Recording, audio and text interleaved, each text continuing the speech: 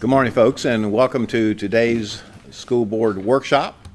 And colleagues, as usual, we'll just go through every item on the agenda. If you have a question, 25 Kids Tag Art Program winners, presented by Mr. Ben Anderson, Okaloosa County Tax Collector. Then 3.2, recognition of Conley Grell of Destin Middle School, first place in the state of Florida, in the Daughters of the American Revolution Annual American History Essay Contest, presented by Superintendent Chambers.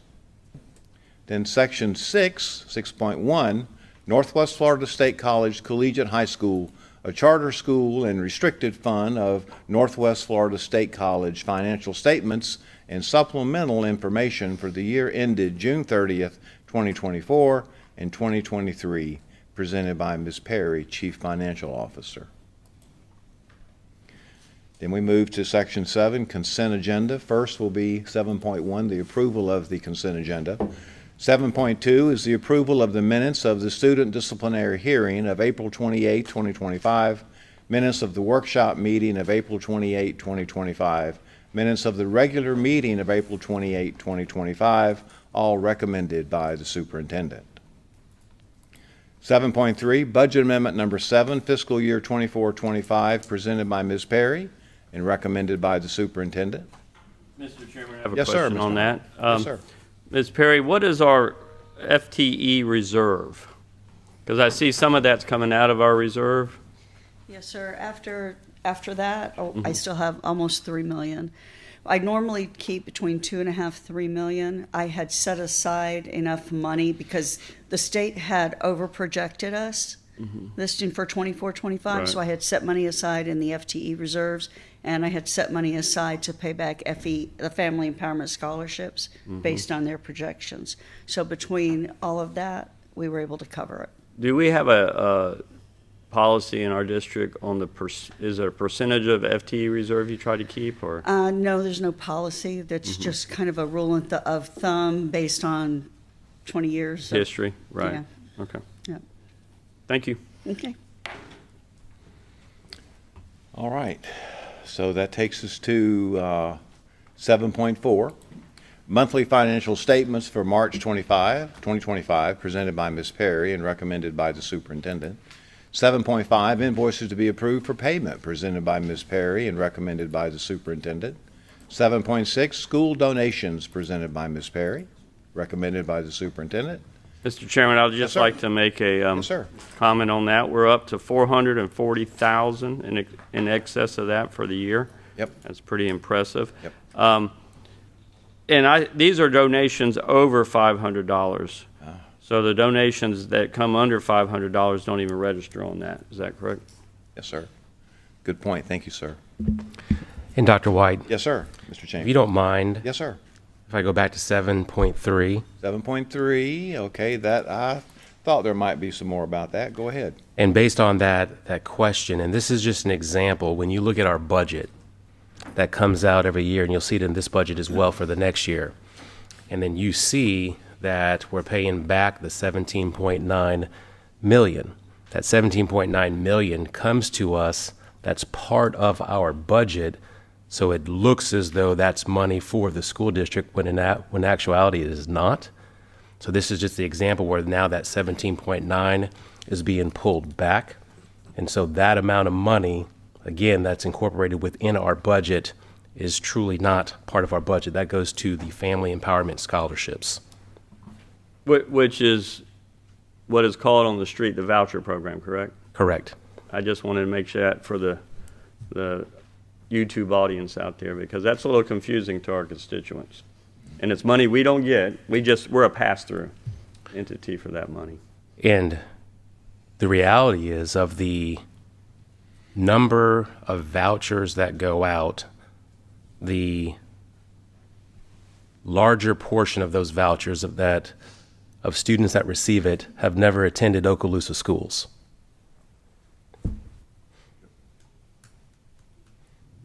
That's a lot of money.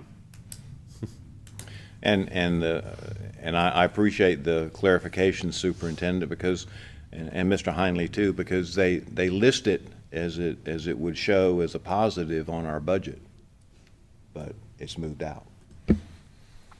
Mr. Chambers, real quick, you were talking about the amount of students that don't actually attend Okaloosa. Do we have a number range there? Yes, and Mr. Spolsky, make sure I say this correctly, or rather than making sure I say it correctly, just of that 2,400 this year, how many actually were in our schools? The numbers that I looked at last week, Mr. Bryant, 2643 was the number that we had calculated. 1,888 of them did not attend our schools. So if you do rough numbers, 2,600 to 1,900, that's the difference. And so Ms. Perry, her staff, Ms. Meserve, my staff are looking closely at those numbers so that we can provide our superintendent and talk to the FADS leaders and to the different people who are working on this. I will tell you briefly and then sit down, sir, that we had a phone call last week with someone from Florida Department of Education who is starting to create a form now to hold people accountable to this. Yeah, I think there's legislation out there that will require them to, if you do take a voucher, to have to fill out that form, and we'll be able to kind of keep track of where, or they will be able to keep Across track. the whole state. Yes, sir. Yes. And to add to yours, Mr. Bryant, and I'll just speak for me, you know, I'm all for parental choice, and they can make the decisions that they would like for their children. But one of the things that we've asked is for the Family Empowerment Scholarship dollars to not be a part of the FEFP, to not be a part of that formula. When you look at 1,800 students that never attended Okaloosa, which means that they were either homeschool or private already, and then they get, is it 9,000, Julie? Approximately 9,000, so 1,800 times 9,000 is $16.2 million. So I'll just stop there. But for clarification, when we give that money back, where are we sending that money to? At 17 state? point something. It never actually came to us. We just reduced the budget. Yeah, so I agree with you. Don't even, just keep us out of it. But that's how they show the increase. Yeah, I mean. Because it makes them look good, Yeah, but it's a detriment to us. right. Chairman, can I jump back Yes, just sir. Sure, Mr. Destin. to the donations? Sure. Mr. Heinley hit it. 440,000 is a lot, and we've still got a little bit of time left in the fiscal year.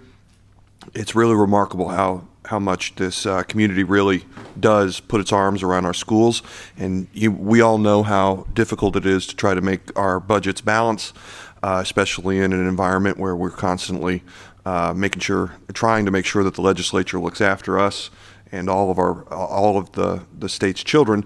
But these parent-teacher student associations are vital at every single one of the schools, and some of the schools don't have them. But I just wanted to do a personal shout out to the Destin Middle School. So we had $48,000 donated this time, and 46,000 of it came from basically the PTO over at Destin Middle, trying to get them clear touches, which is what we're trying to do all the time. And so to have partners like that is pretty special, and I don't know if they're going to get the kudos they deserve, but I just wanted to put a little footnote on that to say how much I know I personally, and I know you guys probably do too, their efforts to help us get the students the resources that they need. Yep. Mr. Destin, I agree with your intent totally, but I want to change your verbiage a little bit. It's not the state's children, it's the children in the state. All right. Okay, so moving on now to 7.7. ITB 25-06, Chemicals for Cooling Towers, presented by Mr. Wyndham and recommended by the superintendent. 7.8, exempted purchase over $50,000 to HMH Education Company, presented by Mr. Wyndham and recommended by the superintendent. 7.9, exempted purchase over $50,000, Curriculum Associates, presented by Mr. Wyndham and recommended by the superintendent. 7.10, amendment to service agreement number 25-42, Savas Learning Company, presented by Mr. Wyndham and recommended by the superintendent. 7.11, agreement between the School Board of Okaloosa County and Aramark Education Services to provide services related to the award of RFP 25-01 School Food Service Management Operations, presented by Mr. Wyndham and recommended by the superintendent. Dr. White, can I ask Yes, sir. Mr. Meyer a quick question regarding this? I know we still have a few employees within food services that are still employees of the school district. The transition from nutrition group to Aramark, are all those employees going to be offered jobs basically to stay? Is that how the transition is going to be? Yes, sir. So if they're district employees, they'll remain district employees. Right. If they're T&G employees, this week and the first week of June, Aramark is here with their HR department. Okay. And then we'll be rolling that information out for those employees to come on board with Aramark. Okay, all right, thank you. And while you're there, Mr. Meyer, this is a one-year contract renewable for 4 years? That's, Is Vince here? That is correct. Yes, sir. okay. All right. All right. Thank you. All right, 7.12, self-help project, purchase and install a new play structure at Edge Elementary, presented by Dr. Smith and recommended by the superintendent. 7.13, Carl Perkins Post-Secondary Entitlement Grant for the 25-26 school year by Mr. John Williams, Director, Okaloosa Technical College, and recommended by the superintendent. 7.14, Florida Post-Secondary Comprehensive Transition Program, Okaloosa UP Grant for a 3-year period, presented by Mr. John Williams, Okaloosa Technical College, and recommended by the superintendent. And Dr. White, if you don't Yes, sir. mind, this is a special program. Mr. Williams, come forward really quickly Welcome, Mr. Williams. and just do us a favor. Give a brief description of this program. Sure. This is Okaloosa UP. It stands for Unique Professionals. So it is a federally grant that flows through the state of Florida at the University of Central Florida for persons with disabilities. That terminology is now unique ability students. And so these students are adults. They have to have graduated from high school. In most cases, they've graduated in county from varying exceptionality programs throughout our district. And now all the way until, just like our traditional adults there at OTC, they might be 40, 50-year-old, adult students with unique abilities that are just seeking employment and the dignity of a great job. And so we're able to provide that to them. In the past, those students still came to our college, but we weren't necessarily able to provide them the services and support. This grant provides all of that support, and they do so very well. The dollars for that program are pretty substantial and pay for all of the staff. It also has a companion grant that pays for the students to go to school. So they actually earn just like they would earning Pell dollars to go to school, and they meet with our industry partners. We just were over at JoJo's Coffee and Goodness the other day and trying to get some opportunities for them to hire our students. So it's a great opportunity, and this is the 3-year renewal. So we've already been through 3 good years with this program. Good. Excellent. And you also have a graduation coming up too, correct? We do, yeah. We graduate them each semester like we Right. do some of our other programs. So this is a pretty heavy graduating class for that program. There'll be several. Yep. Yeah. Awesome. So while you're there, if I could, Mr. Chairman. Yes, sir. So 713, 714, 716, these are all the grants coming from federal and state into us, and we're sending them right back out to all 3 of those items. They are 716 is I believe is a secondary program with Miss Beasley, but it's similar to our post-secondary grant. So there are 2 different ones for the Carl Perkins grant, one for secondary, one for post-secondary. And your one specifically has some federal money coming in, and those are guaranteed in case there's some cuts at the federal level. I mean, the ones that you've signed up, that money's coming in. That's my understanding, is those are guaranteed. Now, it doesn't necessarily mean that there aren't some parameters. There's various metrics that we have to meet to access those dollars. So in my case, in post-secondary, there's sometimes some things that we have to show in terms of placement for students, those kinds of things.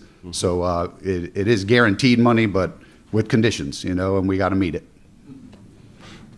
Yeah, there's the advisory panel component, correct, Mr. Williams? Correct.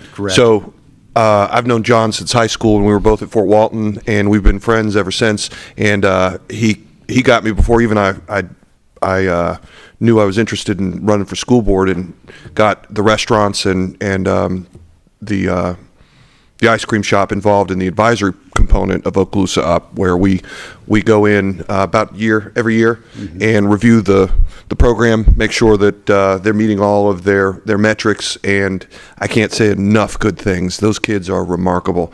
But yeah, there are hoops that you got to jump through, but I couldn't be more thrilled that we have this in Okaloosa County, and to even be affiliated at the level I'm at. I love going to those things. Those kids are awesome. Thank you, Mr. Williams. Thank you. And also to your question, dealing with the federal dollars, and not all, I don't believe all the federal dollars have flowed in yet, but there are federal dollars that have already started to flow in for next year's budget, such as Title I as well. All right. 7.15, IT Seat Management Outsourcing Agreement, Contract Modification Change Order Number 1, presented by Mr. Mitchell and recommended by the Superintendent for approval.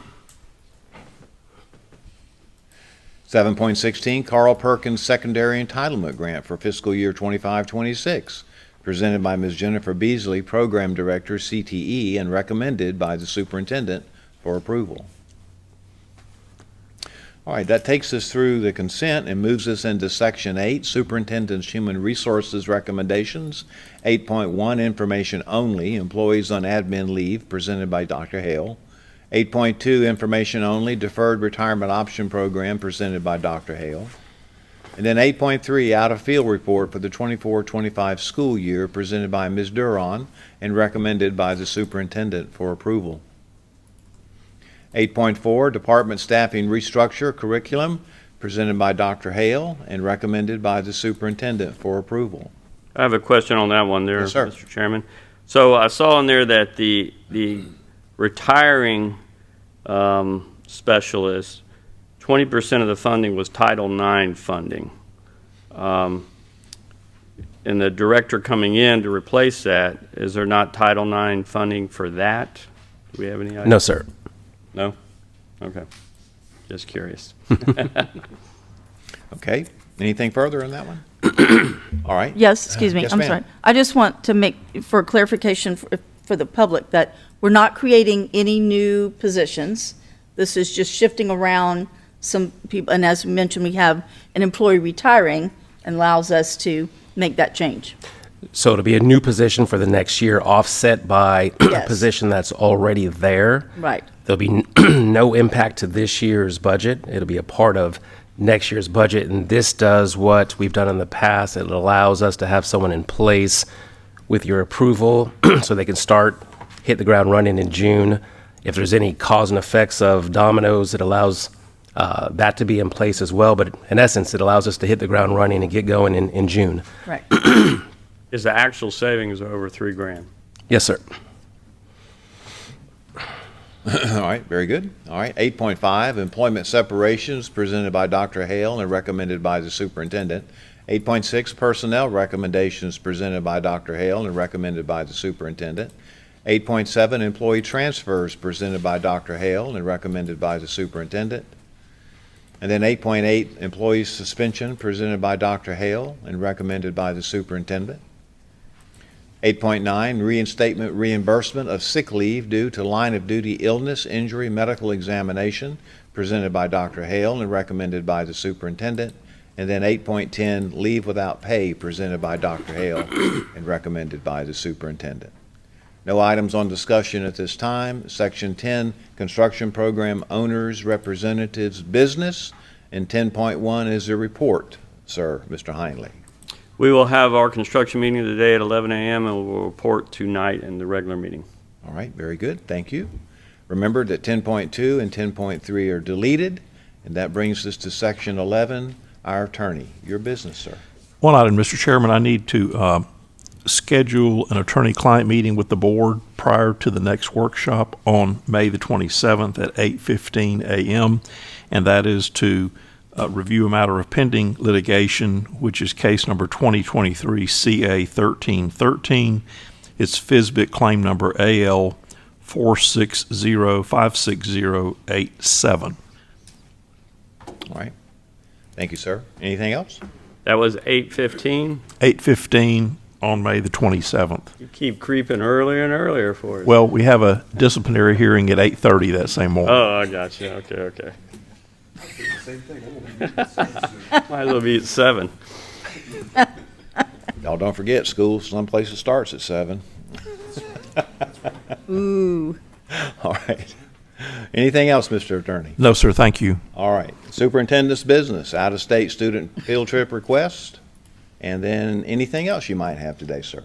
Thank you, Dr. White. School Board, I have a few announcements and then an update from transportation and then an update from our communications department as well. Just want to give a reminder to the school board and to those who may be watching, it's graduation season. We actually kick off our school district-run schools on Friday, May 16th with Richburg, and then we conclude on the 23rd with Crestview and Fort Walton Beach High School. So, as you know, very exciting time for our seniors and their families and the schools. This afternoon at 4, we have our Take Stock in Children ceremony. That's always a great ceremony for those students to be awarded a full scholarship for 2 years. So that's exciting. And then tomorrow, one of the best events that we have in the school district are Cox Inspirational Student Hero Awards, seeing how students have overcome. And that's that one at times can be a little bit of a tear jerker. I just want to thank our school board and our students on the student roundtable discussions. So we have finished our roundtable discussions with all the high schools, and I'll just speak for myself. I thought they were extremely enlightening. I say all the time that, you know, sometimes it's almost a catchphrase that people say sometimes that if today's youth, if they're going to be our leaders, we're in trouble. I'd say if today's youth, if they're our leaders, we're in great hands.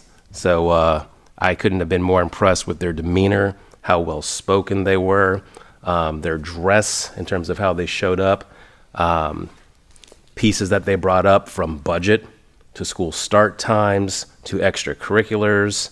For students to bring up budget and have an interest in it and how things are funded, I thought was pretty incredible.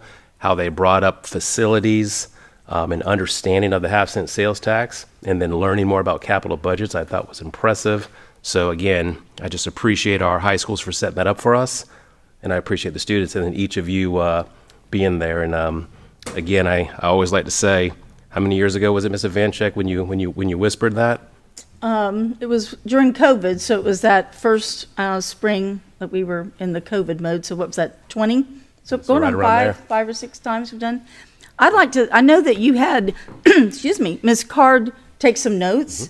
I'd be very interested, and maybe other board, in knowing maybe a list of the 10 or 12 items and how it compares to whether it's in the school in the North End versus Middlesex. You know, just, I have a feeling the topics are very similar regardless of where they are in the district.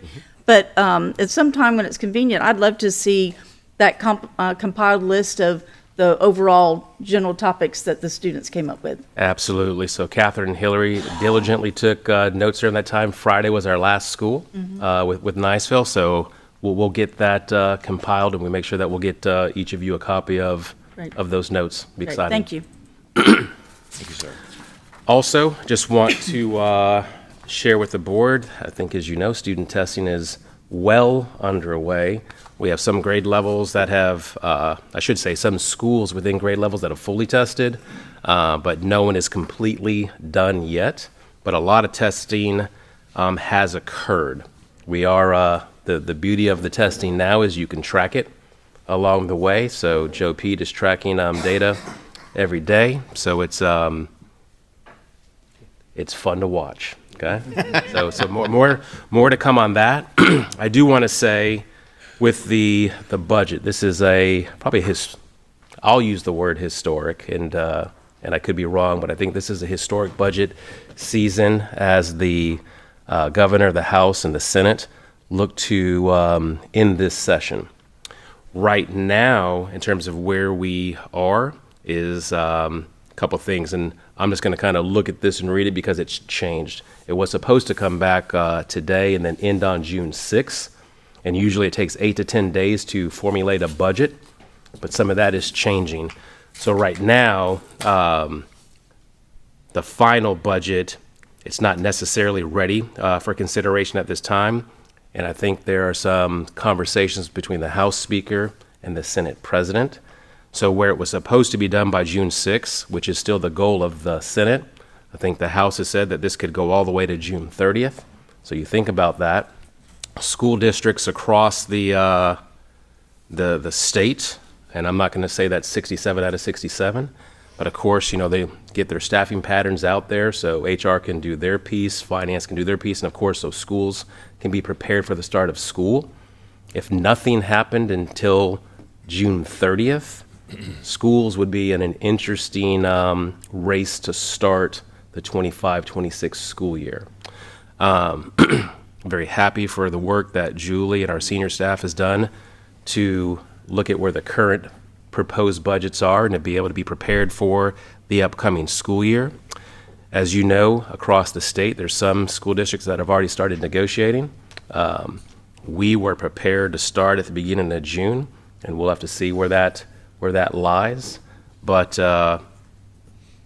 things are in flux. But I have confidence that we'll get all this together. I have a question, please. Yes, ma'am. All right. Do we not have a timeline that I know generally our board approves our budget in, we have a July and, The last okay. board meeting in July usually. So I'm sure the state has a deadline that we have to do that, right? And what is that, please? So the state's deadline for the next year's budget, in essence, would be June 30th. But I mean, you know how we continue to go through and then we do the final? We must have a deadline that we have to submit that to the state, what we're doing. Yes, ma'am. Yes, ma'am. The state is supposed to, we have to do the preliminary and tentative budget at that end of July meeting, but that means we have to be able to advertise the budget even before that. So around the middle of July, we've got to start hitting all of our deadlines for trim and everything, the Truth in Millage Act. So I just want to make a statement that while this board and this district has to meet those, we have to meet those deadlines. I just want the public to know that if they move this out to June 30th, what position it puts us in and truly knowing how to make a budget for our school district.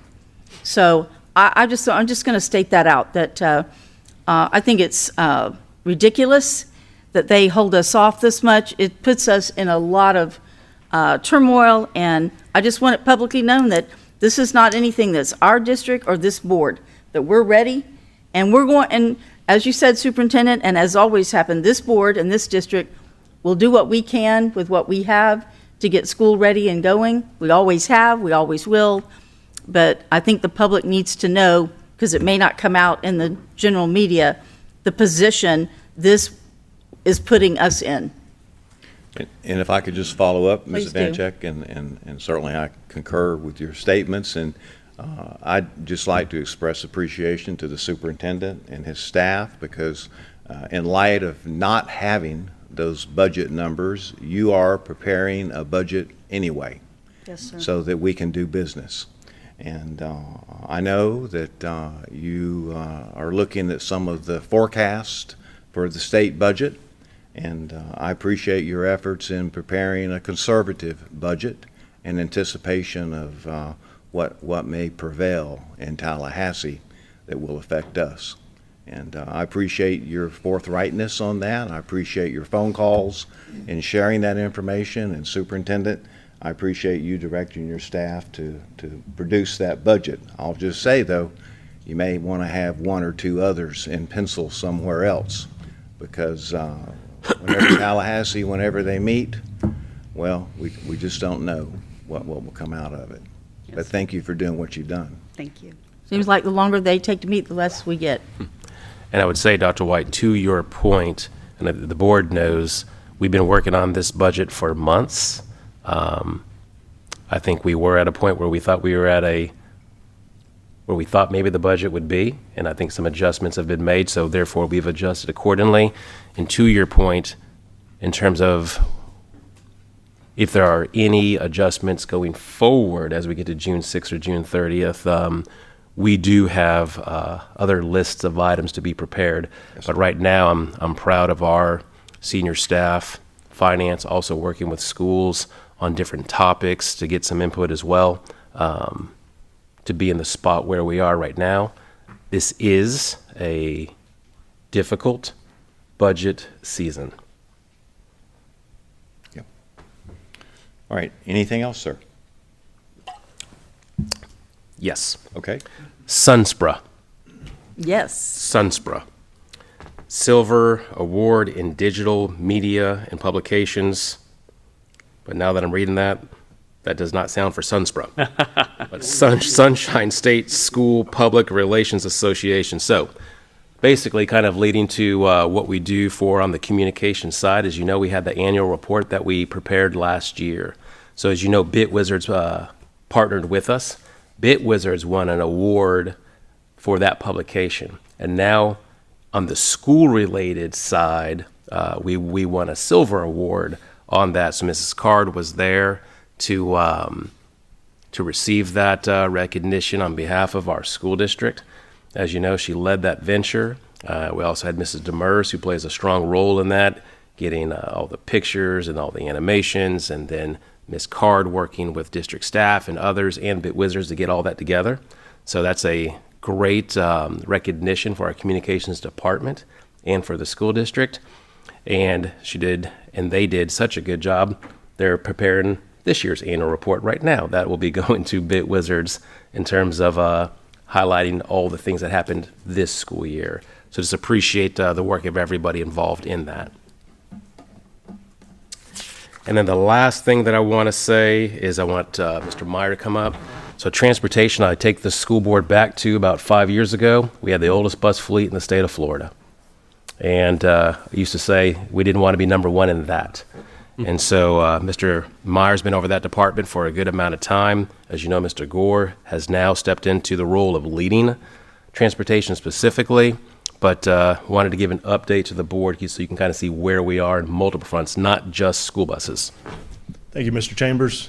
Dr. White, board members, good morning. Morning. So we felt like with the last few weeks of school and approaching into summer, this would be a good time to give you some updates with transportation. And Mr. Gore's done a fantastic job stepping in. You know, Mr. McGinnis was running that department for a long time, and Mr. Gore's been on his own for the second semester here, and not only taking on a large department that on a daily basis, there's so many things going on, getting our school to our schools, our kids, safely and efficiently. Not only is that a task, he also has made a transition from our old software, which that company was going out of business. So now we had to incorporate a new software routing system in about 6 months, which usually takes about a year to do. But that training's been going on, and his staff's doing a great job, and he's leading that department very well. We wanted to give you updates on we're going to continue to push to hire drivers. We need drivers in the district. It's important. Not only is that a push, he's also looking at new ways of doing things with a reservation system that is in place and is probably going to roll out today. So he'll go over that. But a lot of good things going on in transportation, and we felt like today was a good time to address that. So I'm going to turn it over to Mr. Gore, and I'll step in occasionally, but he has the details. Welcome, Mr. Gore.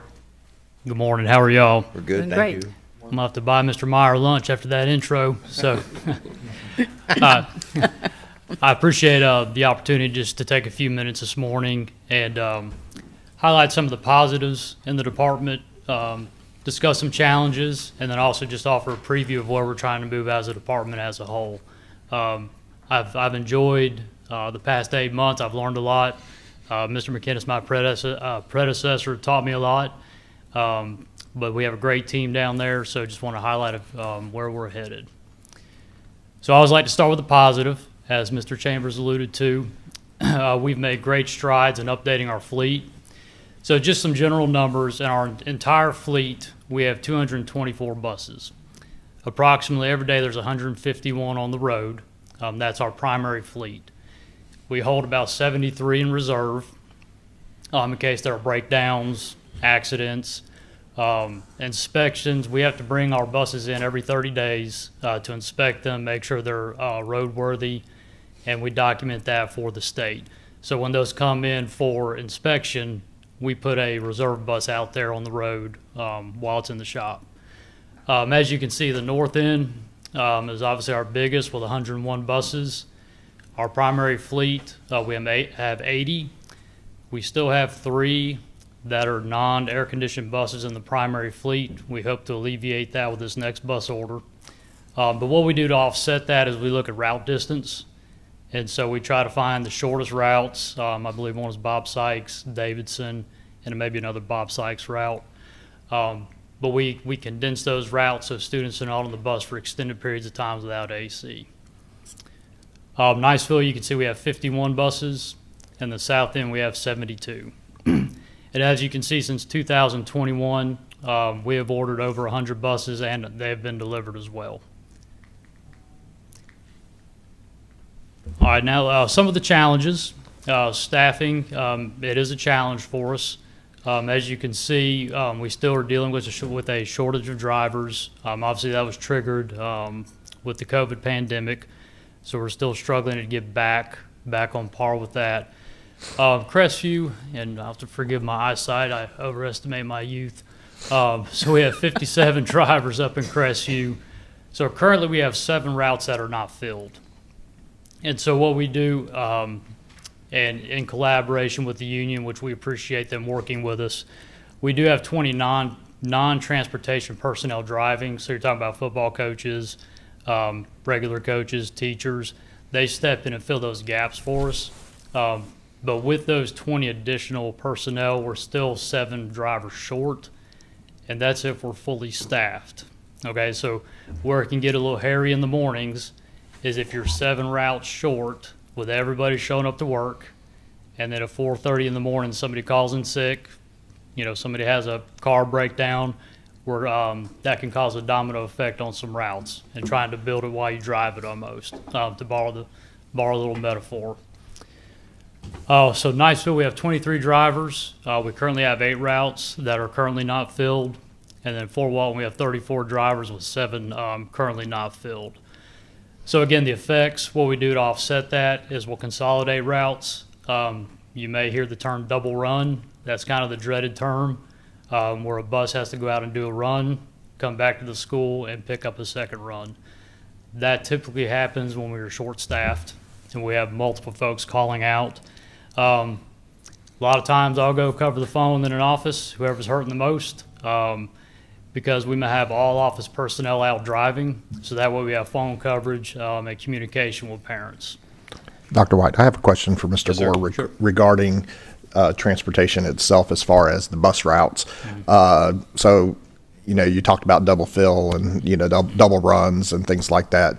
The 3 buses that didn't have air conditioning, typically less than 30 minutes. So what's about the average time for a route, to say? It's going to vary by geographic zone. I would say when you get into Crestview, you're probably looking at about 45 minutes to an hour. Now, if you're ranging out to the county line, depending on traffic, of course, everybody that has driven through Crestview at 3 o'clock in the afternoon knows it can get a little dicey. But we try to keep them around 45 minutes, hour max. So. And Mr. Gore, you may be covering this shortly, but I don't know that. So does this new software provide for parent notification, or is there some mechanism that we use to do that? Dr. White's still in my thunder. He's always. Okay. Sorry. But short answer is yes, but I'll elaborate a little more. When you said double run and I saw all those buses, I was just thinking, well, we got to be able to tell those folks. So currently, just to address that briefly, we do have software called Bus Bulletin that we can send out notifications to parents and schools. The downside to that is they have to voluntarily go sign up for that. Uh-oh. Okay. And so part of an initiative is we've transitioned to Thrill Share. Okay. So we will not be renewing Bus Bulletin next year. Okay. We're going to use Thrill Share, which we can notify parents on if their student is assigned to a route. Okay. we can push that notification out to them via phone call and text. Okay, good. And so if their contact information is in focus, which it is, they're going to get that notification. Good. They do not have to sign up. Okay, So now good, we can hit good. all of them in one time. That's So- great. Thank you. And just for the board, the Thrill Share, that's the call-out system, that's the text system. So now it's a part of that as opposed to a separate entity. Good. All right, good job. So some of the effects of staffing, just we have consolidated routes, which can lead to longer run times. Right. You may have 1.5 routes on a bus versus just the one. We do stagger shifts in the office, so our coverage, we have folks coming on site 4:30 in the morning, and they're there until about 5:30 in the afternoon until our buses get back. That's to ensure communication with parents. If there's an issue, mechanical issue with the bus, we have folks on site to help get it going or get a reserve bus up if we need to. And I'll highlight it is a true team effort. It takes everybody rowing in the same direction. It's a big operation to move, 13 to 15,000 students in a small window of time. Not to say there are not days there are not issues, but I will say everybody has that can-do attitude, and so without them, we would be in much worse shape. So. And to that point, so you go up to a bus barn and you'll see the secretary personnel and they're answering phones and doing their business. You see the route coordinators leading what's going on. You walk out, you see the mechanics. You walk out, you see bus drivers coming. And it's just, when you say the team effort, it's just amazing to see all of those different pieces working together. Many times we think of bus drivers, but there's so many folks who are part of transportation being successful, and just wanted to share that. So in terms of trying to attract new personnel, and we think about just drivers, and that they are very critical, but also bus assistants, mechanics, things of that nature. So we're trying to get out in the community a little bit more, be a little more visual. So there's some community events this year, and actually some of the drivers approached me and said, "Hey, we'd love to get in some of these, community parades." And there's an event called Touch a Truck. So we try to become visible in the community. We'll take information about working for the school district when we go out there, just information on the department. So we're trying to have a bigger presence in the community. Obviously, job fairs, we attend those. We've coordinated with our communications department on a few social media posts. We do have sign-on bonuses and attendance bonuses, and I guess attendance is more of a retention criteria. But so we are having some internal discussions about rebranding some of our advertisements. I'm not a great designer, so I'm having some folks that have a more creative mind taking a look at that, but we are working on rebranding for next year and over the summer. Obviously, over the summer, we'll have more of a hiring walk-in, and so timing of that's kind of critical when we start making that push. So, Mr. Gore, what's the Yes. current sign-on bonus? It's $2,400 if we don't need to train you at all. So if you come in with your CDL, and we pay that out in increments, so we don't want to give somebody $2,400 and they Sure. walk out in a month. So, Right. So. Right. In terms of retaining our current personnel, so we try to collaborate with our union counterparts, Ms. Appleberg, Mr. Strong. Mr. Strong and I, we try to talk fairly regular. I consider them positives. We always try to have a good problem-solving mentality. Monthly, we try to meet with our local site reps just to kind of gauge the temperature, see if there are any issues that we need to work on to try to improve the work environment. I'll say if we cannot pay them significantly more, we try to make the work environment better and support them when we find an issue. We try to jump on it quickly so a minor issue doesn't become a big issue. Our ESE department, we collaborate. Ms. Ard's department, Ms. McLean is very supportive when we have issues with students on buses, and there are some wild ones. They're quick to respond to offer support for the drivers because they can get frustrated when students are acting in a unruly manner. So giving us strategies and ways to help provide better support to those folks out on the road. This is just a visual. I thought it was interesting when I was looking at the number of buses. So if you happen to hear calls about why are the buses late or why can't we get a a bus for a field trip on this day and this time. As you can see historically, this is a 6-year look at the historical number of buses that we've had on the road in Okaloosa County. So from 2018-19, we had 199 approximately, and we're now down to 151. So you've seen a reduction of about 48 buses on the road over that span of time. Mr. Gore, is that just because people are choosing not to ride the bus, or just because we don't have enough bus drivers? It's going to be. So if you look at 2019-20, you can see that was the COVID year, and I think that was a big impetus for when we lost quite a few. And so what we consider full staff is, in past practice, we would have 2 to 3 drivers come in the morning, and we call them sub-drivers. So if somebody called out sick, somebody had a breakdown, whatever, we had a reserve driver that could go run that route, you know. And so you've seen a combination of just fewer folks wanting to drive and the retention of drivers. I think the driver workforce, the age, a lot of them are entering retirement age, and so we're working to replenish that supply. So let me comment on this. This is an important slide because we have those bus drivers budgeted for. So if we could hire the additional bus drivers, we would add those routes. So it's significant for parents and the schools to understand that's drastic in that amount of time. So we would hire the drivers if we had them. Do we know, Mr. Gore, I'm going to jump back to the previous slide. What are we paying per hour for bus drivers? So 1687, if I remember off the top of my head. Is that correct, Patrick?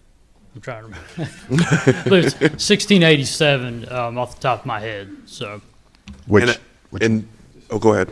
Which also would have to throw in the benefits there too. So that would correct. probably That is correct.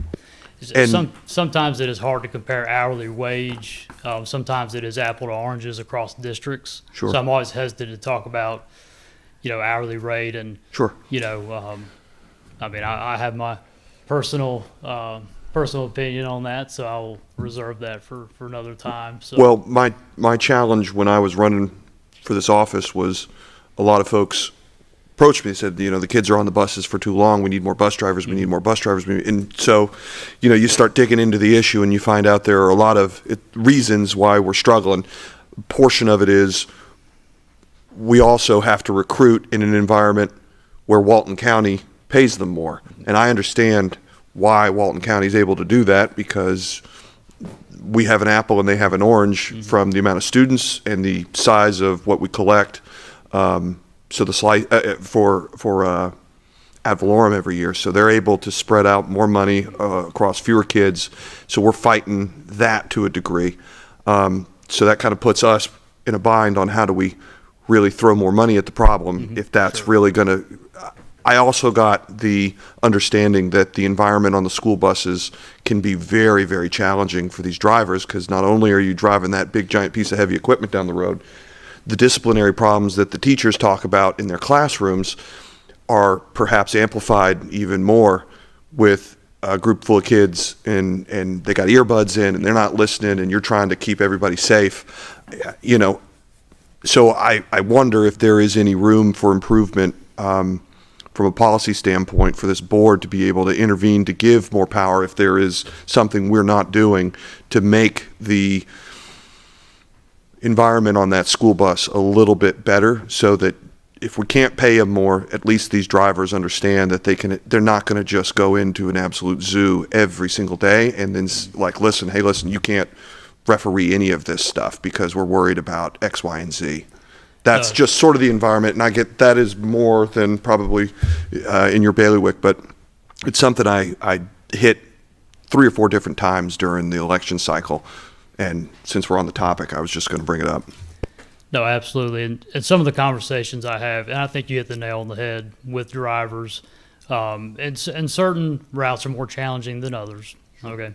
And having the school background versus this side of the house, I'll say at a school you have an advantage of you have some more support systems there. You have a little more real estate to work with. You're not trying to drive. So you are out on an island, literally, sometimes. If you're out at the county line and you have a situation, we're coming. but it may take us 30 minutes to get there, or their help is on the way. Right. And so I've been dealing with those on a kind of a case-by-case, school-by-school basis, and working with administrators and school administrators to get some more support. And they've been responsive. They have. I think it's a process and a change of mindset of it's not so much about we want to zap this kid. It's about the safety of the other students on the bus is how I approach it. If you have a student or two that's disrupting the entire bus, I would rather fight that battle with those 2 students than have an accident and 50 students are in a bad spot. So, and that's kind of the mindset that I approach that with. Thanks. I'm going to follow up on that. Okay, I'm sorry. Oh, no. I just saw him change the slide, so I was going nope, I can go back. No, that's fine. On the newest buses we have, they have the PA system. Mm-hmm. I think that's helped with the driver being able to. I mean, back in the day, it was like, "Don't make me stop this bus," kind of thing. Right. Because they couldn't communicate, so that's helped. So they can see and do that. Plus, we do have the cameras. Yes, right? ma'am. We So, do. so parents are aware that we have that. And then we still have, do we still have monitors or people on the buses? We do that help? not every single bus. Yeah. It's not one per bus. Uh-huh. But we do allocate those when a hot spot pops up. We will allocate a monitor. Now some consistently have a monitor on the routes we know that they need more support. But there is a rotation, not a fixed rotation, but we'll rotate them on an as-needed basis. Right. So they're not guaranteed one every single day. But the longer routes, you tend to put them on that, right? So that you have somebody, if you can. I will say maybe not necessarily longer, but maybe more of the routes where we have issues with student behavior. Mm-hmm. We will assign a monitor for that route to help support that driver so they can focus on driving. Yeah. But bottom line, Mr. Superintendent, we have things, a code of conduct for students that's not only for the classroom, but for the bus too. And we go And the bus through stop. a matrix and all that to make sure, so if there's discipline problems, it gets taken back to the school and. Correct. And we go through that, so. And Mr. Gore has done a good job, and it's one of the things that we talked about, him coming into this position, was ensuring that Mr. Gore take an active role communicating with schools as it pertains to discipline and how those are handled. It's a partnership. It's not one or the other. It's a partnership in how we handle disciplinary situations on the school bus. I think, as we know, I can think back to when I rode a school bus, and if any of you rode a school bus, school buses can be interesting at times. And so I think that communication with the transportation department and schools being on the same page is critical. And we get that information out to the parent, correct?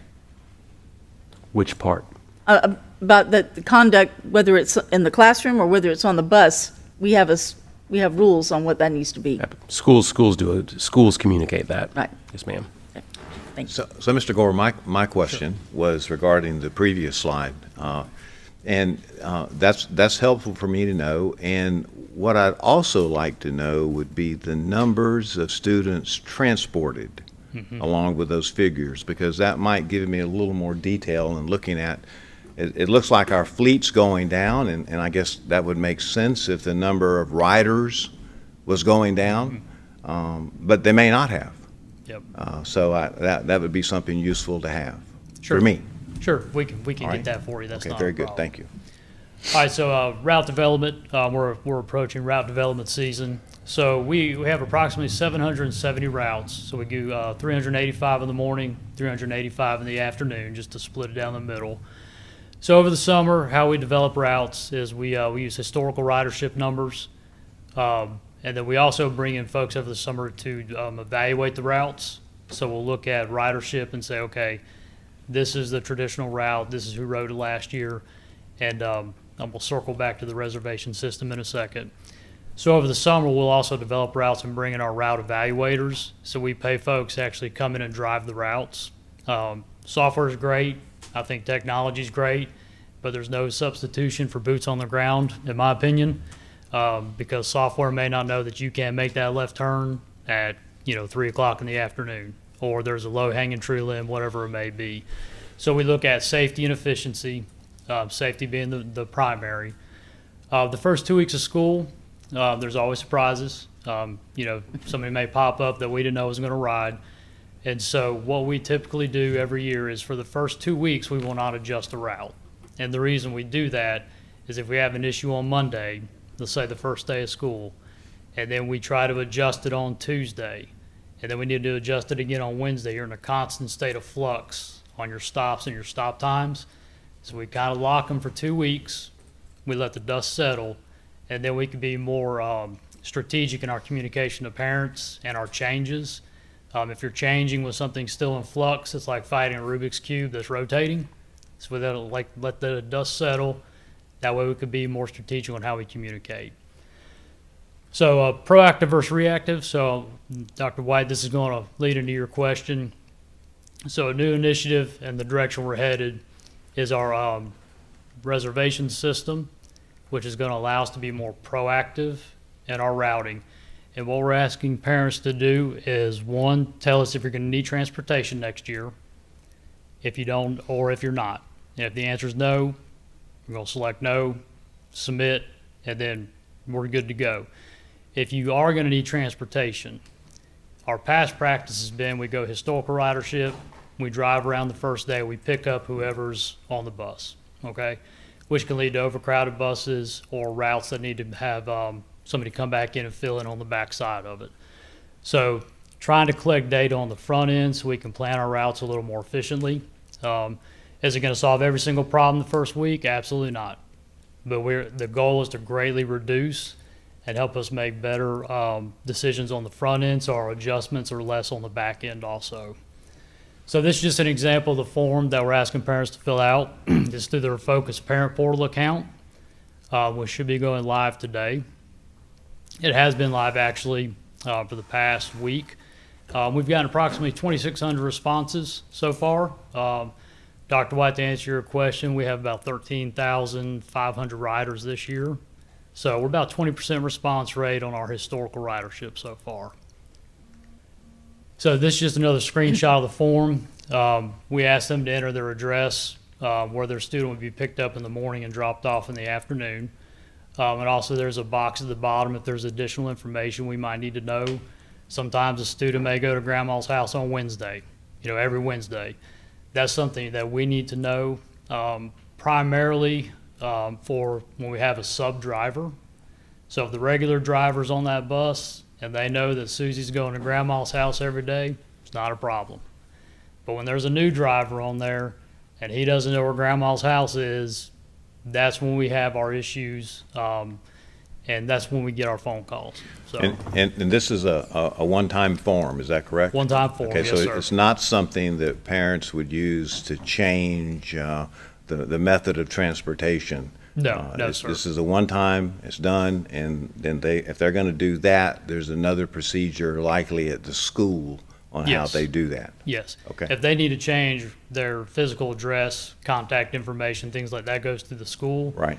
This is strictly for your transportation pickup. Yeah, I was talking about if they have alternative transportation in lieu of their normal way. Oh, yeah, that's correct. That That they would go through the still school. handle that the way they do through the school, not via this. Yes, sir. Okay. And Mr. So, Gore, go back one sheet. Yep. And so this is the form. One page, right? Yes.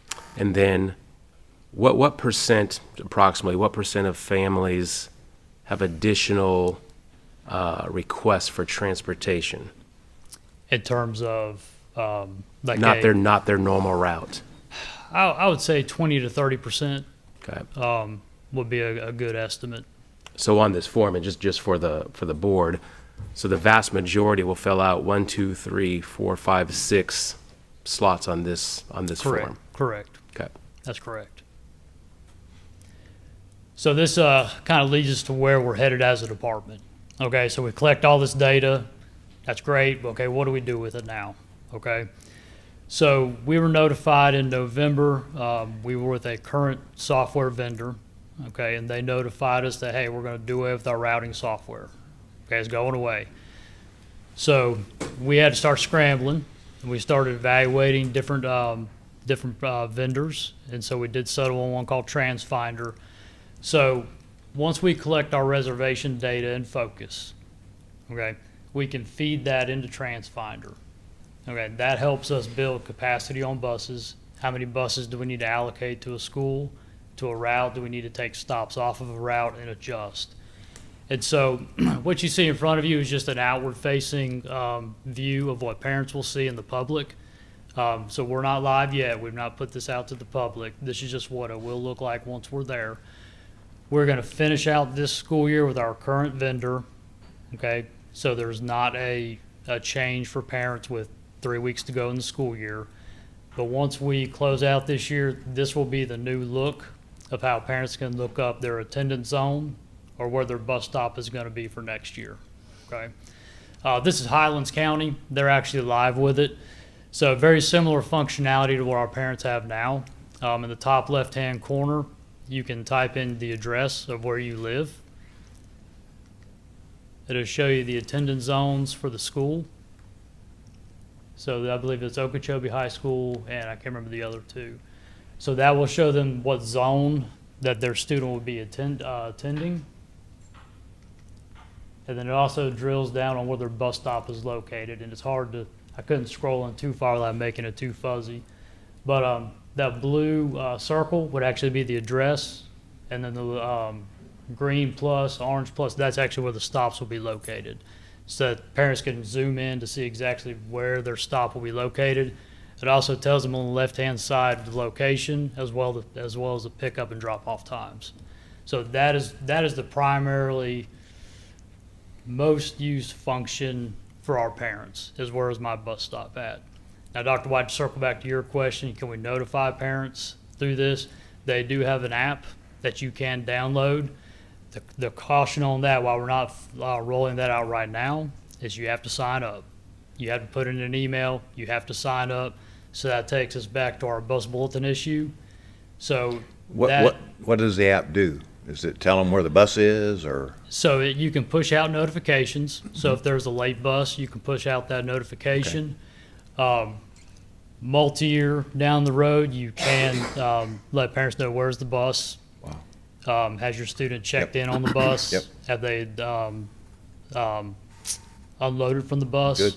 Where are they at? Is it 2 minutes away? Is it Yes, 5 sir. minutes away? Yes, sir. Good. So that's functionality that we can build on. Yeah. So I kind of We're say not there yet, right? this year is kind of laying the foundation to build the house, and so we're going to just keep adding to it as we Good. go. So that's the long-term goal.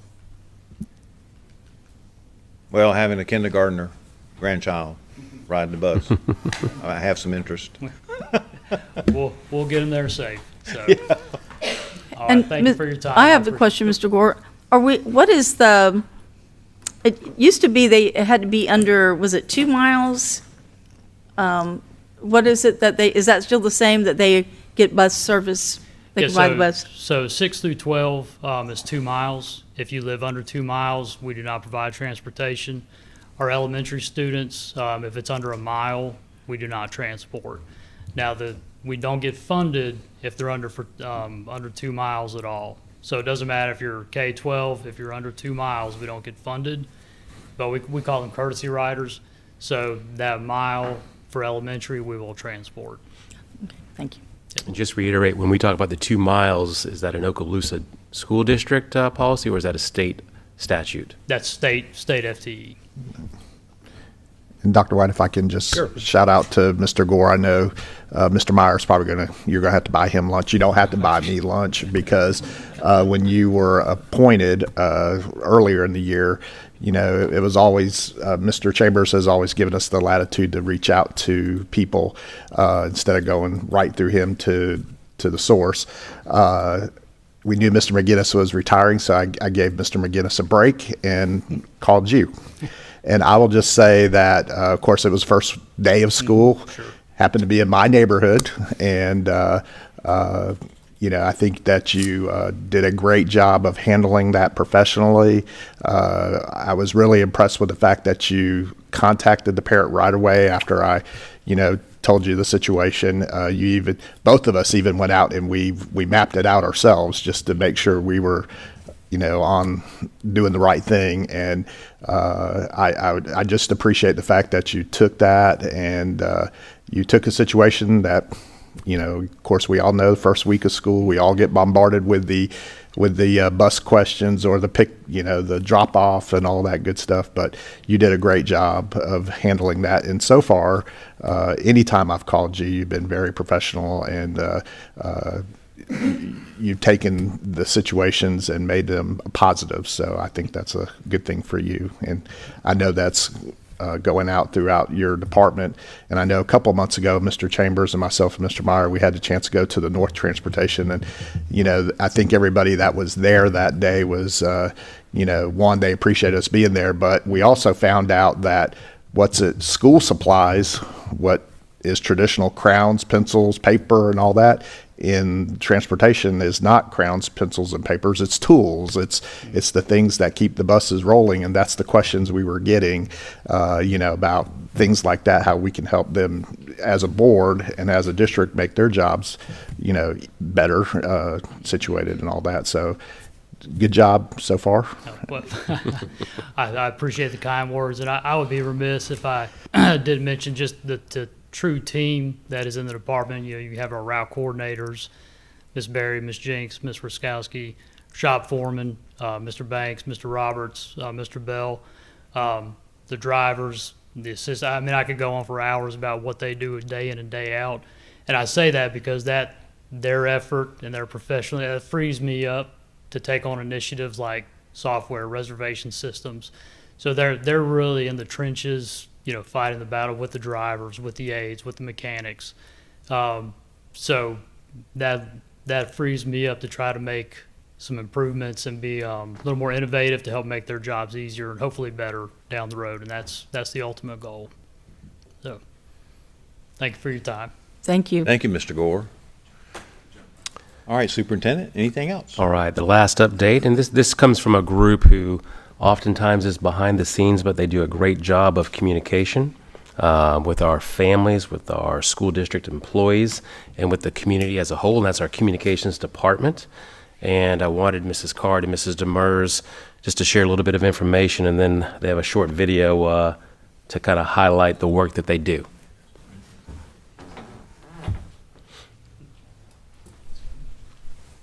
Good Welcome. morning. Welcome. Thank you.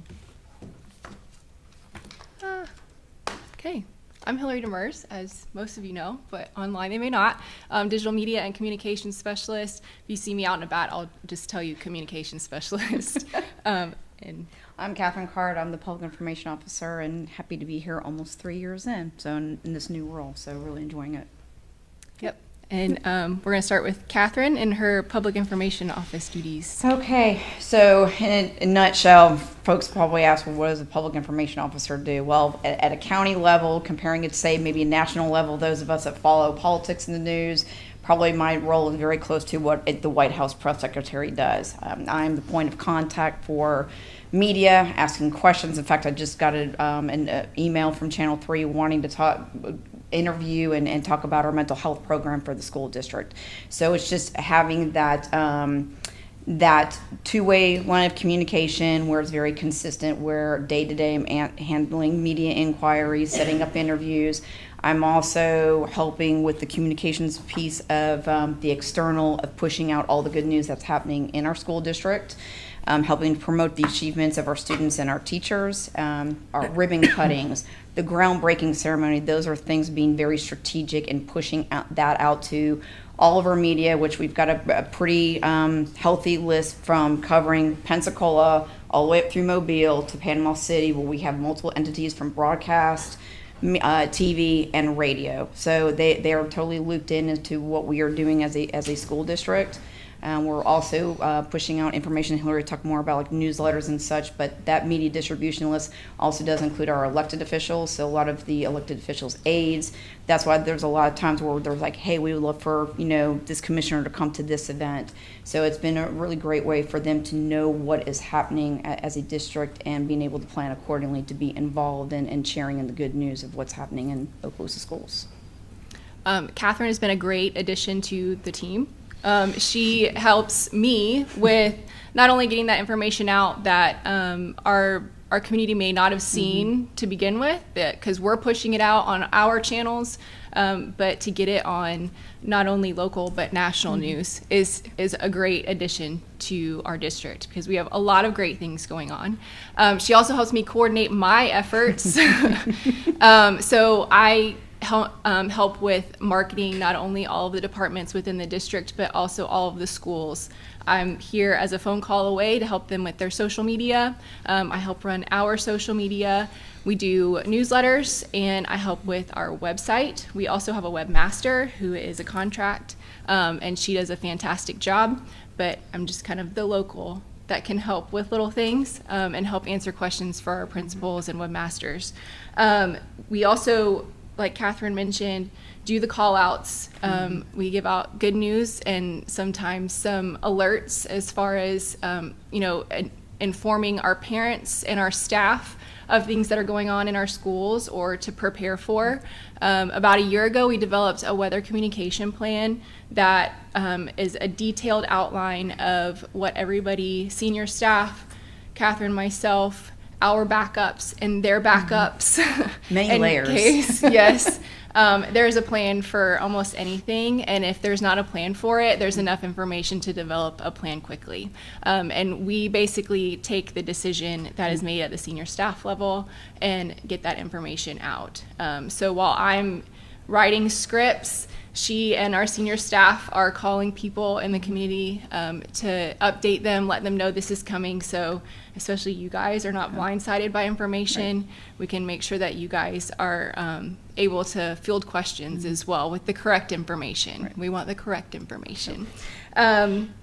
I'm also big on customer service. We have our school climate survey. Catherine and I have a lot of big ideas coming that we hope to get on the ground in August or within the next school year to not only assist our students, our staff, our parents.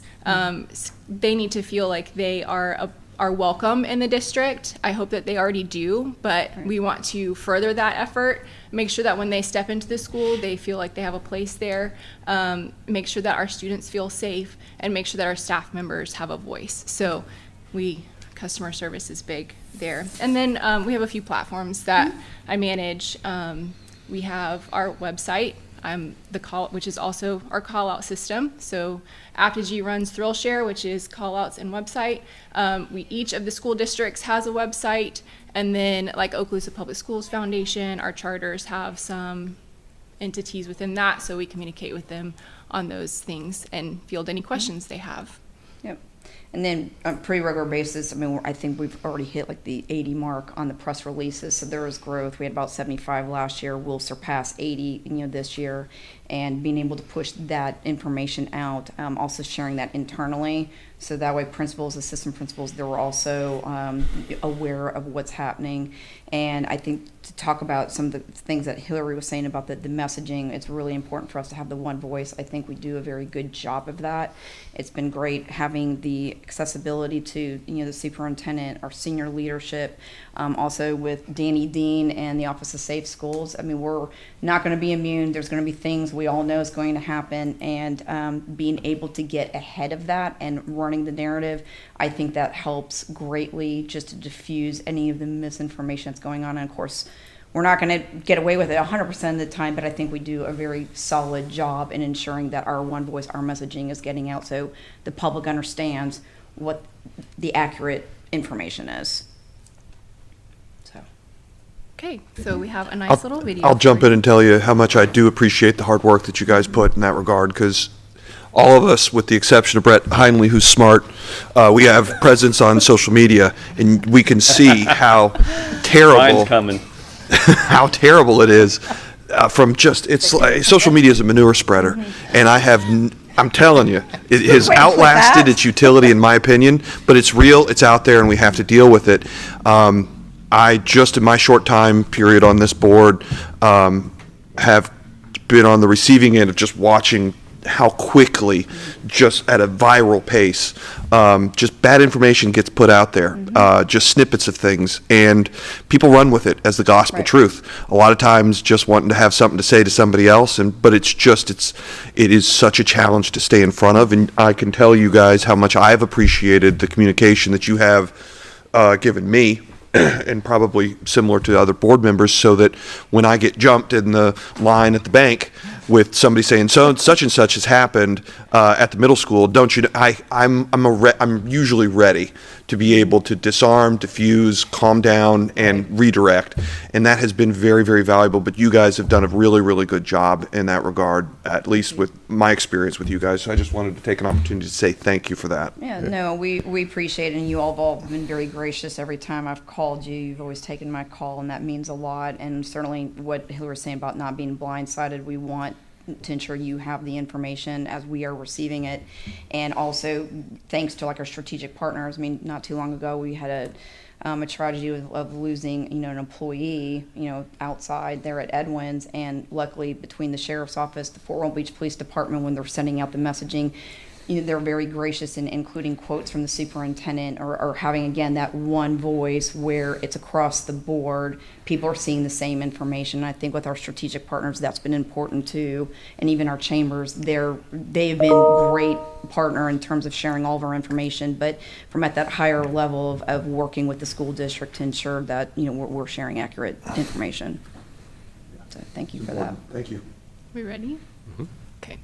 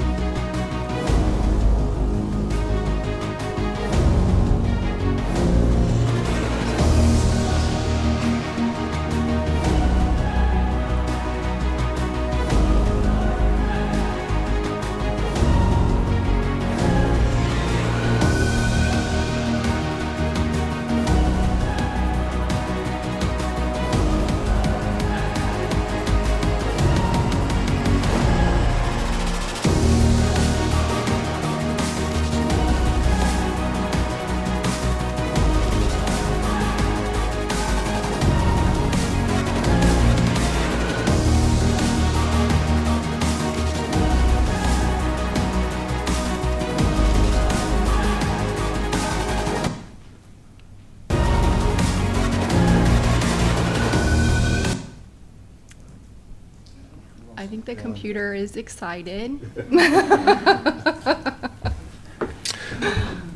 So just wanted to make sure that we haven't done this with the communications department so far. Just wanted to share just the work that they do, and there's so much behind the scenes and more that they take care of. Appreciate Mr. Spolsky being over that department, and you also heard the name Danny Dean and others who play a role. So just to very much appreciate the coordination, and we're not always perfect, but we try to get out the right information at the right time to be able to communicate effectively with folks.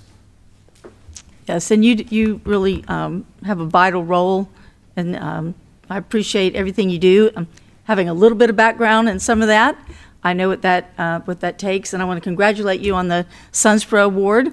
I know a little bit about that organization too, and that's not only good here, but at throughout the state, they look at those awards so that other districts look to that, and I'm sure we'll be looking at our product and seeing all that. So congratulations, and appreciate everything you do, and responding to us. I know I call you.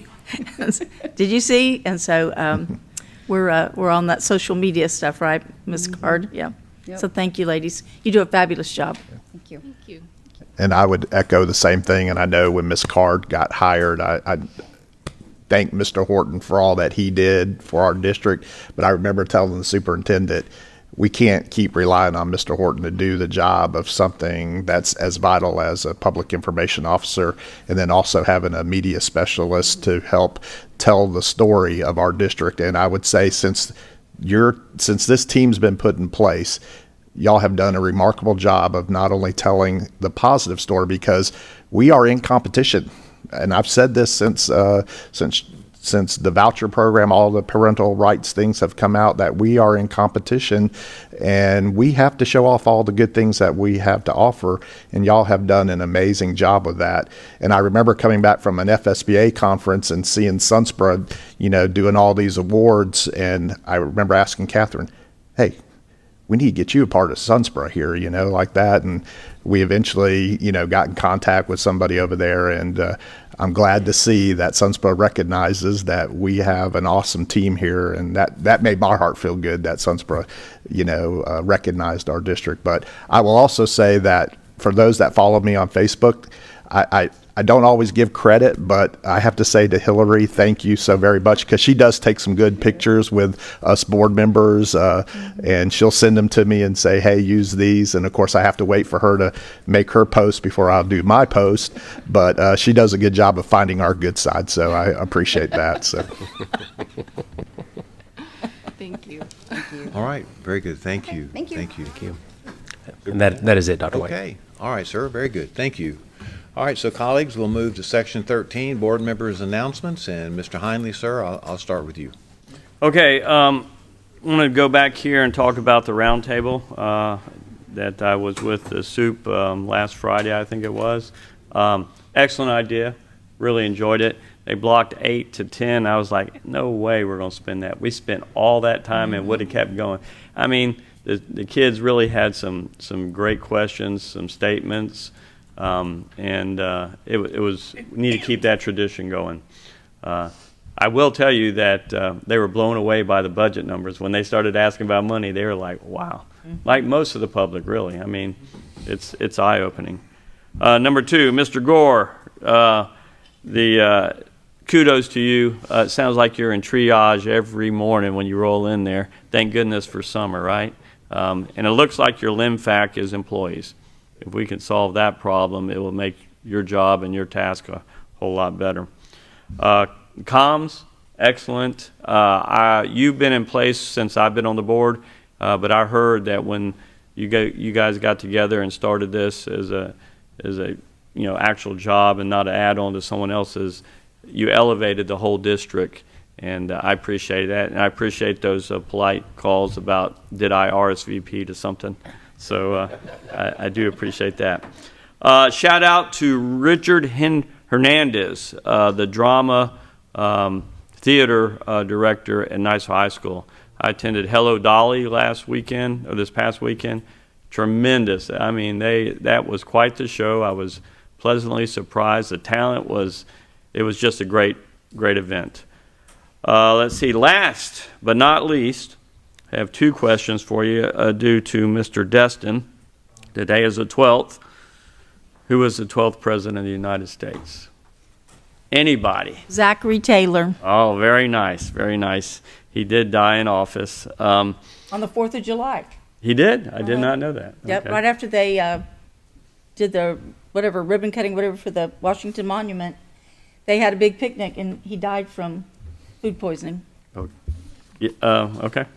There you go. I might debate that a little bit. Okay, but what's 12, Mr. Destin, what's 12 plus 31? Oh, This public math for you, lawyer. I would say maybe somewhere in the 40s, maybe 43. 43, okay. So as you questioned, anything past 31. So who was the 43rd president of the United States? Let's see. Would that be, I think that would probably be Bill Clinton, right? You are so close, but... George Bush. Which board, George Bush? Yeah. The first one. The second. Second was Going in the wrong direction.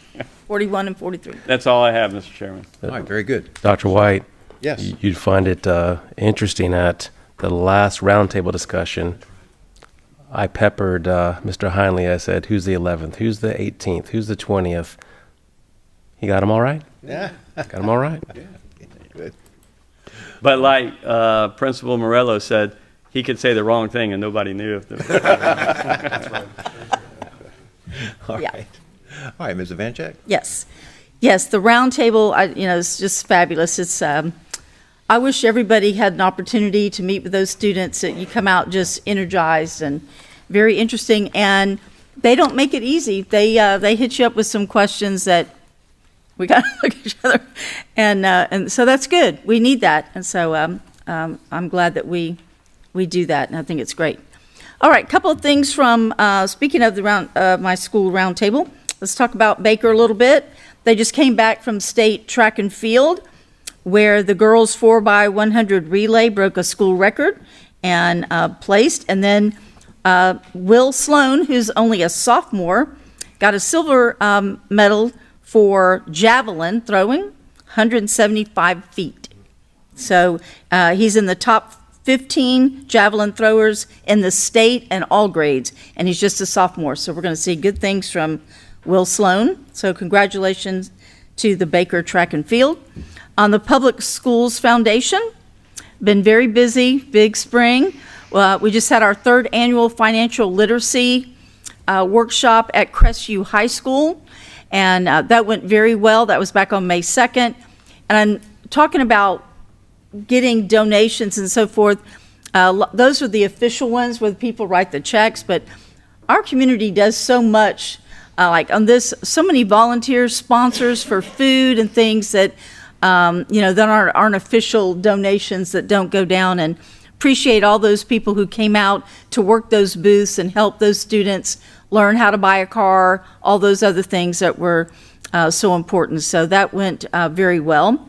Also, combined with the Able Trust grant and a matching grant from the consortium, there was a 2-day career exploration field trip where they went to OTC and Career Source Okaloosa Walton, and they got to do hands-on. It was like, back in middle school, they called it the wheel, where you got to go a little bit through a bunch of things. So they got to do that with building trades and nursing and culinary arts and all that, where these students got to get a little bit of time over a 2-day period in all of those. And I think that's wonderful. Plus, they learned about what are the occupation trends, what is happening out there, what kind of jobs and all that. So wonderful things with the foundation going on like that. So good things.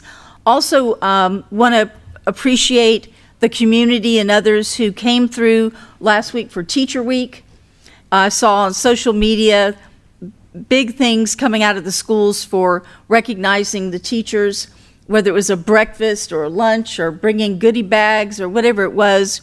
And very timely, as those teachers and students are so deep into high stakes testing, anything like that, I remember just makes you, feel a lot better when you're recognized a little bit. So I appreciate everyone who helps our teachers booby up, which ultimately helps our students. And having said that, I just want to wish all those students good luck as we continue testing. Like you said, I'm hearing some good things, but we just want them to hang in there. We know we're all getting towards that end of the school year. We're trying to, that summer is calling, but hang in there, stay focused, and do your best, and it'll go well. And then the next, what do we have, about less than 10 school days to graduations? And then we will have this one knocked out. So exciting, busy time coming up. Thank you. Thank you, Ms. Evanchek. Mr. Bryant. Thank you, Dr. White. I, too, would like to say thank you to the schools, Okaloosa Schools Foundation for the event at Crestview High School, and a shout out to Mike. He was there, making sure, I can't remember what he was doing. He was doing the cars. The cars. Oh, yeah, that's right. They were trying to upsell them Corvettes. That's right. I will say that I had, and I know, Ms. Evanchek, you were there a couple of years ago when we did that. And what a world of difference 2 years has made, considering now that we have financial literacy in the classrooms. And the majority of the students that were at the event at Crestview have taken financial literacy now. And I will just say that the students this go around were definitely a lot more in tuned to what was important, what was their financial responsibilities, whereas the students before, not having that financial literacy class, I will say that they were very generous, but they realized that they couldn't survive on being generous, so they had to prioritize. But I say the students this go around definitely have had that financial literacy driven into them because they were very mindful of what they were spending on, and that's why there was no Corvettes sold this go around, considering 2 years ago there was quite a few Corvettes that were bought. So but I would just like to say that was very beneficial, and we had a great time there. Also, we talk about Teacher Appreciation Week. I just say that, I'm glad they get a week, but we know that in education, every day is an appreciation for all of our teachers, administrators, anybody that works in the school district. I will just say that it was cool to be able to go into classrooms last week and just talk to teachers. And like Ms. Ivanchuk did say, just them, us going in and just saying thank you to them, that goes a long way. And, teachers don't do this job financially, of course. If we could, we would pay them a lot more, but they do it because they love it. And you can see that when you go into their classrooms, that they love what they do and the kids respond. And that's why I believe we have the best teachers in all of the state of Florida, if not across the country. We do have some great teachers out there. So it was nice to be able to do that. And going to the round table, I agree that, I'm glad that we started this about 6 years ago. Of course, when we do Crestview, we also have the Laurel Hill students join us, and every meeting before has always been at Crestview High School. Well, this year, I asked Mr. Chambers, let's do it up at Laurel Hill so the big school can see what the small school has to deal with. And I'll just say that we started at 8:30, and I think Catherine and Hillary over there were like, hey, it's like almost 11 o'clock. That's how intense it was. But they had so many great questions, and I agree with the superintendent that, our future is secure with the amount of leaders that we had. They asked great questions, and even one student that was at the event last year saw something that she brought up come to fruition because of the school board and the superintendent. We were able to get new weight equipment for Laurel Hill School. So their voices are being heard. And if we can help them in just that small way, then the students will respond by knowing that the people who are making decisions for them, truly hear their voices. And I would just challenge our lawmakers in Tallahassee, maybe go to some schools and do some roundtables with the students, and I guarantee you they would probably help shape education policy a lot better than listening to the adults sometimes. So I would just say that thank you, Mr. Chambers, Ms. Ivanchuk, for suggesting it, and Mr. Heinley. It's not going anywhere as long as Mr. Chambers is superintendent. So I feel confident that that's something we will continue for at least next 3 years. And with that, we also have graduation, and the first one is Richburg. And Mr. Desson, I was informed we do have one. So there is one student that will be graduating, and knowing Richburg, they're going to make it a grand event for this one student. It will be at 10 o'clock, and then, of course, the following week we'll have everybody. So, and I can say on, May 23rd, at approximately 9 o'clock, no, it's 7, I'm talking 8 o'clock, that last student across Crestview stage will walk across, and once again we'll commence with another great graduating class, and our future is well at hand with that last student walking off for the entire district. So looking forward to that. Hopefully no rain. Thank you, Dr. White.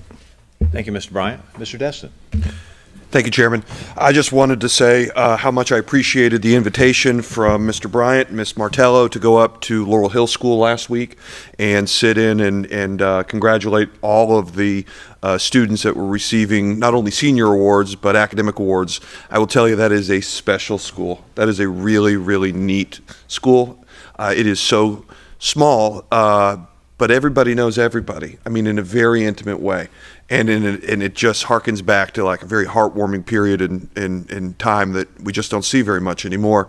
I very much enjoyed myself, and I will tell you, if you guys decide to go, they actually serve you dinner. So I've been to other senior awards ceremonies, and they don't feed you. They don't even give you a bottle of water. But this one, they rolled out they rolled out the whole red carpet for us. We had some great country cooking. So if you have the time, go up to Laurel Hill next year because it's worth it. That was a really great thing to experience. I appreciate, like I said, Miss Martello and Tim for inviting me.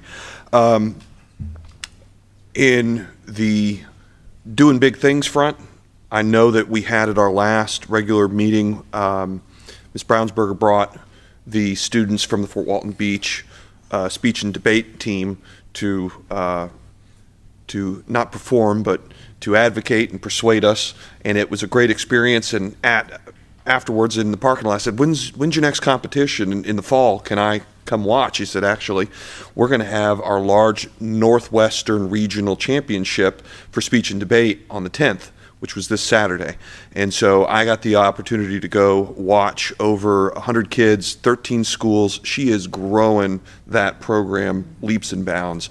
And to kind of jump off of what Tim has said about students and what the superintendent said about our young people, and whether or not the future's in good hands, and to quote the parlance of our times, we worry about the TikTok brain rot, the overconsumption of too much online content just rotting everybody's brains. Well, that's not the case with these students. I'm telling you, they are whip smart. They are banging on all cylinders. It was very heartening to see.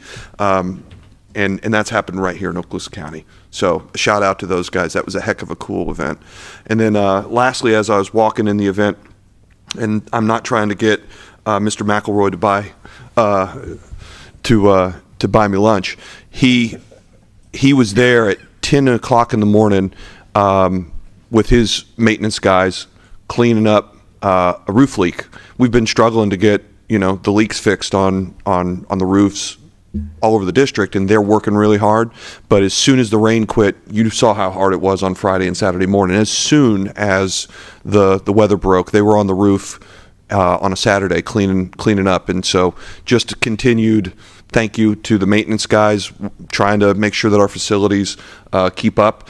It's the same thing we were saying in January. We had that once in 100 years snowstorm, and all over the district those guys are making sure that the facilities are upkept, and they're doing it nights, weekends, when it has to happen, because that's when it has to happen sometimes. And so I was really pleased when I was walking in and I saw those guys. They were making sure that stuff was getting taken care of on a Saturday morning within an hour of finally having the opportunity to do it. So, Mr. McElroy, thanks to you and your guys. Really deeply appreciated. That's all I've got, Chairman. Thank you, sir. Mr. Bryant? Yeah, I do have one follow-up, and I appreciate the Laurel Hill shout-out, and I had it written down here, and it was on my left side. That's why I missed it. So I just want to give a shout-out to Yana Dixon. Now, when we were at the round table the other day, they talked about their track and field and how we do have a track out there. It's not a regulation track, and I know the superintendent and staff are looking at how we can at least get it presentable to where they can train on it. But their track and field, this was their second year with track and field, and they actually had a student that went to state. This has been a long time coming for somebody from Laurel Hill to go to state track and field, and her name is Yana Dixon. She's also an outstanding basketball player. She had a lot of accolades for basketball, but she came in 6th place in the shot put. And even though 6th place is 6th place, in our book, she's still a champion, and she represented Laurel Hill with pride.